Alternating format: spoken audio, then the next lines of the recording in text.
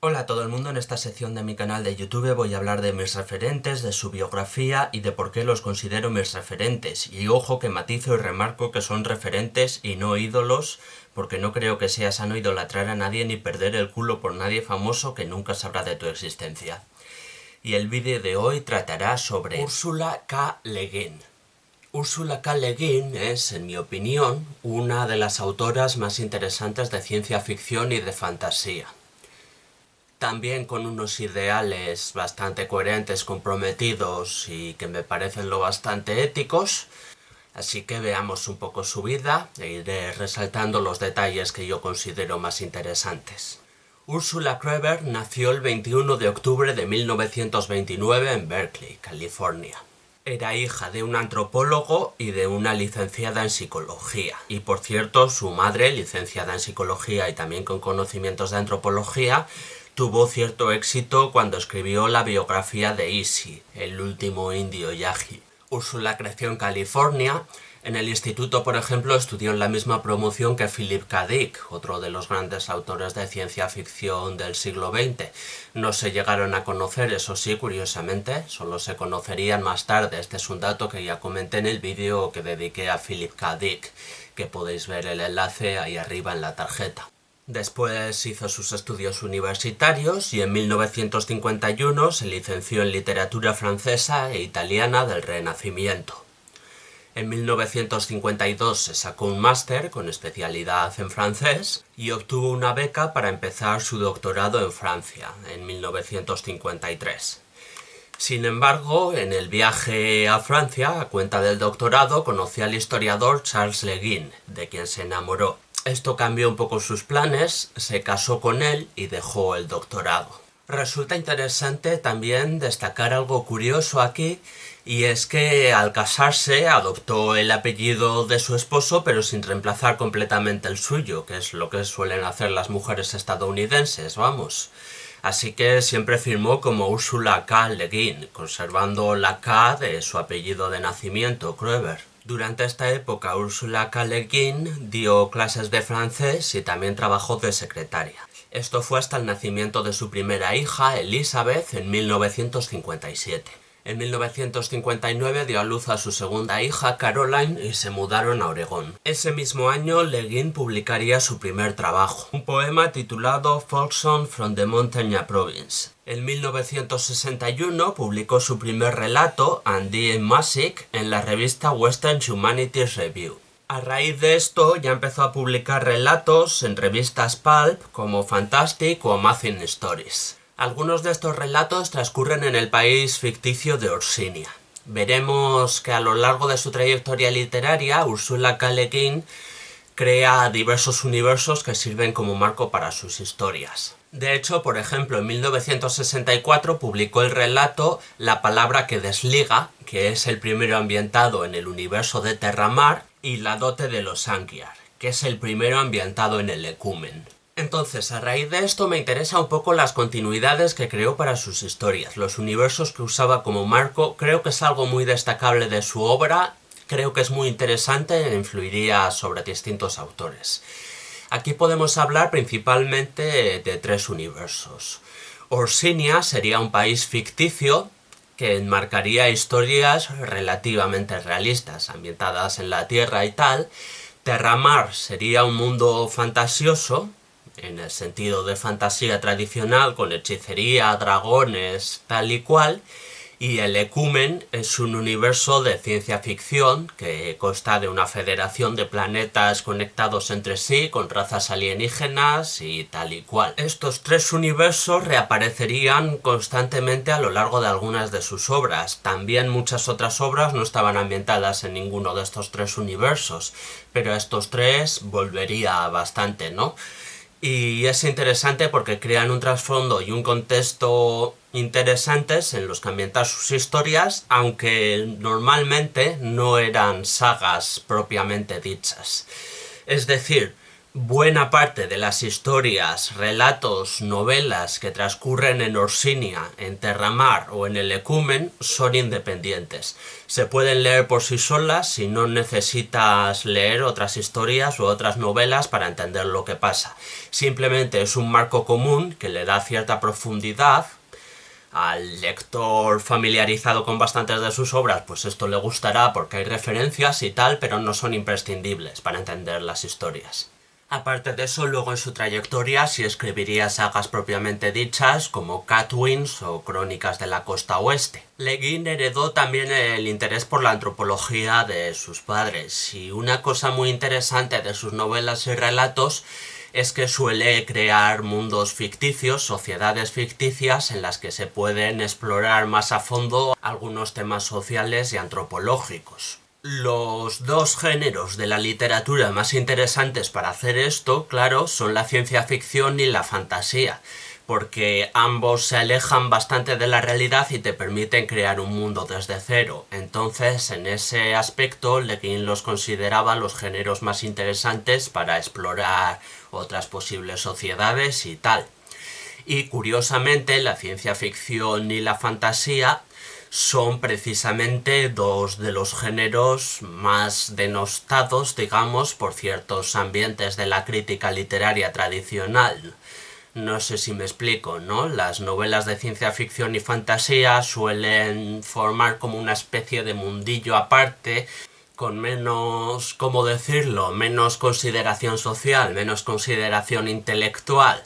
La ciencia ficción y la fantasía son consideradas un poco como para frikis, mientras que los escritores serios, entre comillas, pues escriben dramas realistas y ese tipo de cosas. Entonces, pues en ese sentido también me parece muy interesante que Le Guin a lo largo de su carrera defendiera mucho los géneros de ciencia ficción y fantasía y que eran tan respetables como cualquier otro. Por cierto, continuando con la historia en orden cronológico, aquel mismo año, en 1964, nacería su tercer hijo, Theodore. En 1966, Le Guin publicó ya su primera novela, El mundo de Rocanon, que está ambientada en el Ecumen. Con las dos novelas siguientes, que saldrían los siguientes años, formó la trilogía más popular del Ecumen, que es conocida como la trilogía de los Heinis, una trilogía de novelas que es bastante alabada. En 1968 publicaría la novela El mago de Terramar, que obviamente, como ya se ve en el título, está ambientada en Terramar y que sería su primer gran éxito comercial. A partir de aquí ya empezó a tener bastante fama como escritora. Un mago de Terramar, por cierto, trata sobre un niño con un talento inusual para la magia que es aceptado en una escuela para magos. Tiene una cicatriz que le duele cuando siente cerca la presencia del mal. Efectivamente, un mago de Terramar influiría mucho en Harry Potter, que también tiene muchas otras influencias y a su vez muchas otras de estas influencias también estaban influidas por Le Guin, porque el concepto de escuela de magos y tal, pues básicamente se puede decir que lo popularizó Ursula K. Le Guin con Un mago de Terramar. Como veis, la obra de Le Guin es muy variada y muy extensa.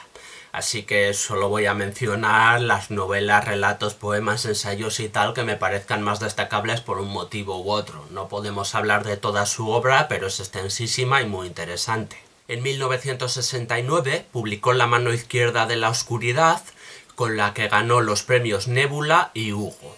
Fue la primera mujer en ganar estos dos galardones a la vez. Esta novela, por cierto, transcurre en un planeta cuyos habitantes cambian de género de forma periódica. Entonces es una novela interesante con la que exploraría unas cuantas nociones del tema de género y la sexualidad e introduciría unos cuantos conceptos de feminismo.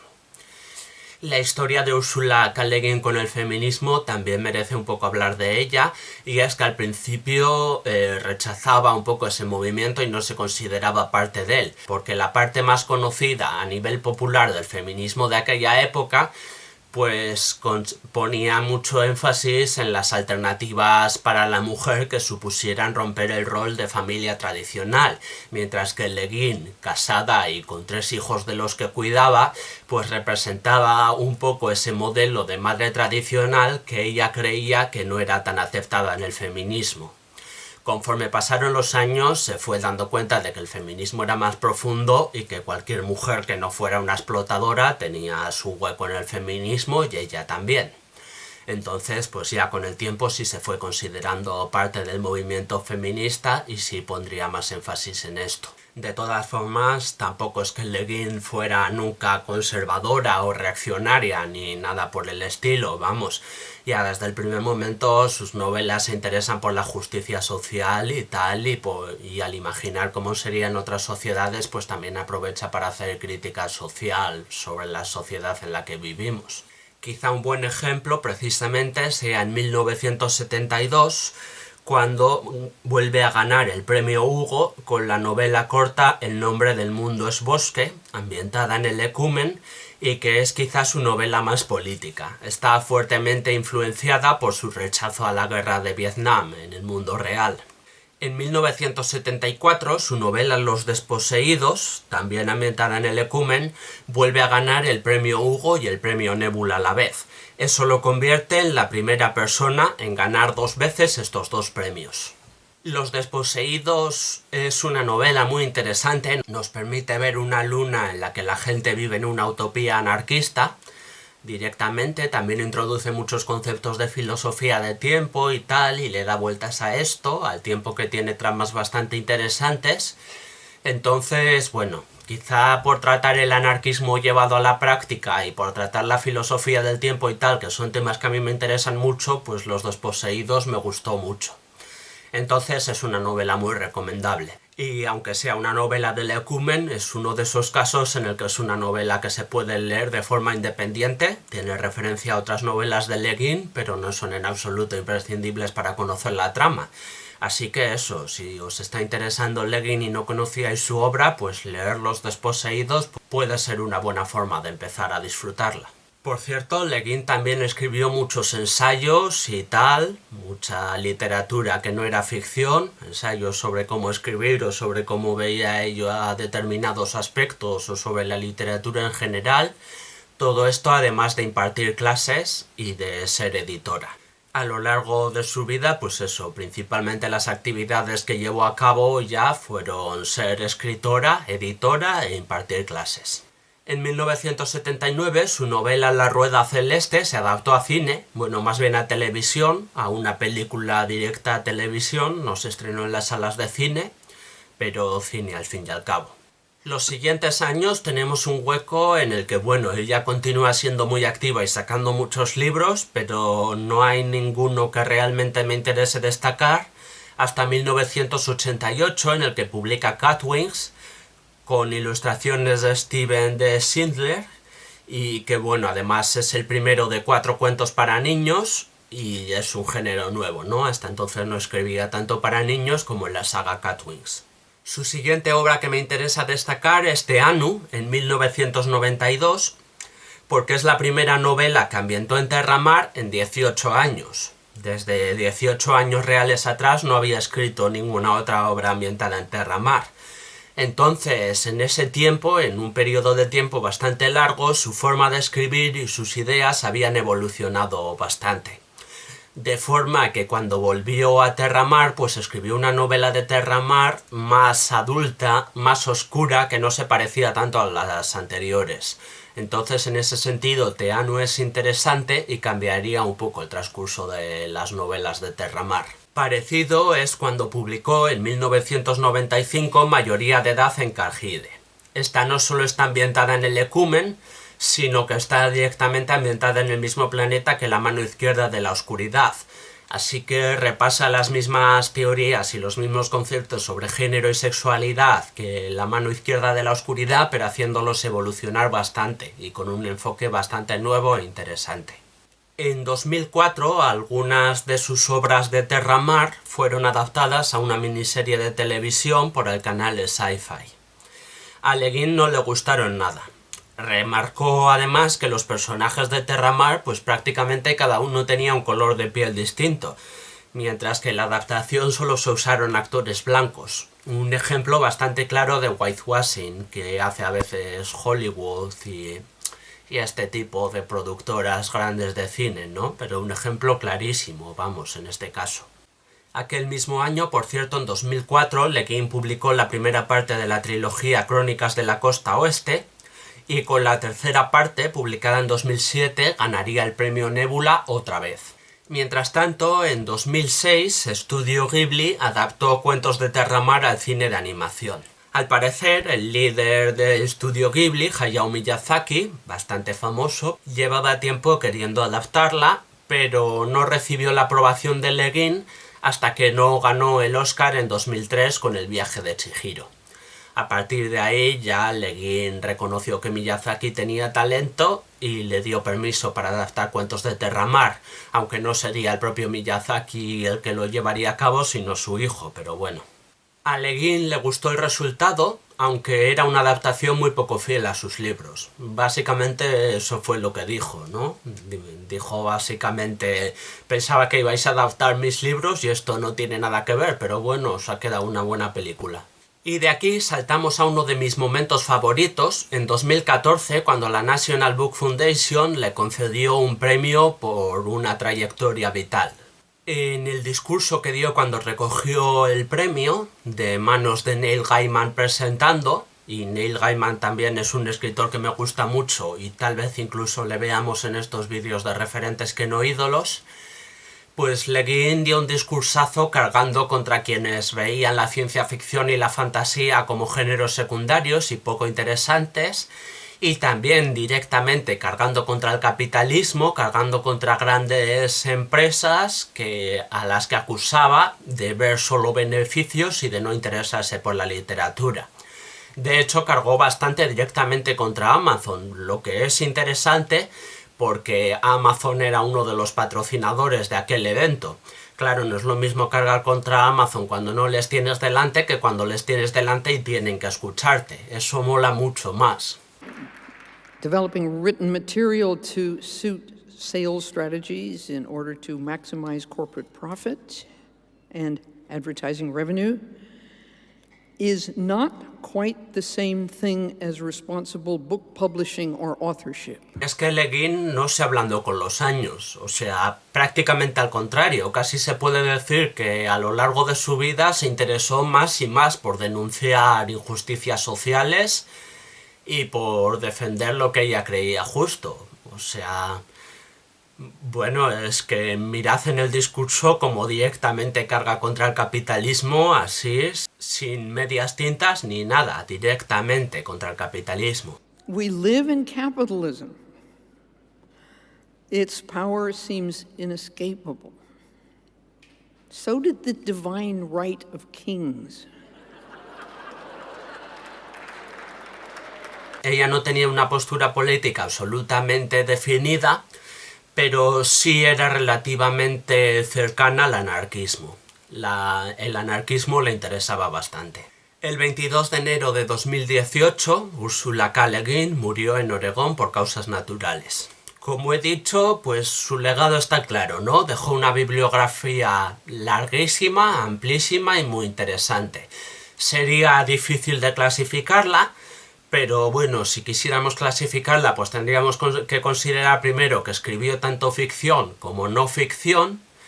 Dentro de la ficción escribió sobre todo en 3 universos, Orsinia, Terramar y el Ecumen, además de 2 sagas, Catwings y Crónicas de la Costa Oeste, y luego muchas novelas, poemas, relatos cortos, etcétera, que no estaban ambientadas en ninguno de estos universos ni en ninguna de estas sagas. Su obra es muy influyente, muy interesante y tiene bastante crítica social, y se nota que Le Guin era una persona que se esforzaba por denunciar las injusticias sociales y por plantear una forma mejor de hacer las cosas. Así que creo que esto explica bastante bien por qué está en mi lista de referentes, y os recomiendo que leáis sus obras si os ha interesado un poco a raíz de lo que cuento en este vídeo. Como siempre, recordad también que podéis ver otros vídeos míos, podéis suscribiros al canal, no sé, podéis hacer lo que queráis, pero ahí tenéis unos cuantos enlaces por si os interesa hacer algo de esto. Y si os interesa, pues ya nos vemos en algún otro vídeo.